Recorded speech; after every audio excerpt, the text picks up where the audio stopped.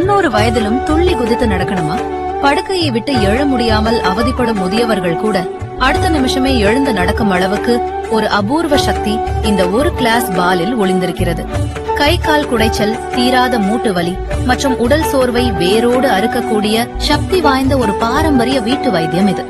உங்கள் வீட்டின் சமையலறையில் இருக்கும் பொருட்களை வைத்தே இழந்த உடல் வலிமையை மீண்டும் பெற முடியும். ஒரு பாத்திரத்தில் ஒரு கிளாஸ் சுத்தமான பசும்பாலை எடுத்துக்கொள்ளவும். அதனுடன் 2 இன்ச் நீளமுள்ள பட்டை துண்டு, 5 ஏலக்காய், 1 ஸ்பூன் சோம்பு மற்றும் அரை ஸ்பூன் மஞ்சள் தூள் ஆகியவற்றை சேர்த்துக் கொள்ளவும். இந்த 4 பொருட்களும் ஒன்றாக சேர்ந்து பாலில் நன்கு கொதிக்க வேண்டும். 1 கிளாஸ் பால் 3/4 கிளாஸ் ஆகும் வரை நன்றாக சுண்டிய பிறகு அதை வடிகட்டி 1 கிளாஸில் ஊற்றவும். உங்கள் விருப்பத்திற்கேற்ப இனிப்பிற்காக தேன் அல்லது நாட்டு சர்க்கரை அல்லது வெல்லம் கலந்து தினமும் இரவு தூங்குவதற்கு அரை மணி நேரத்திற்கு முன் இதை குடிக்க வேண்டும்.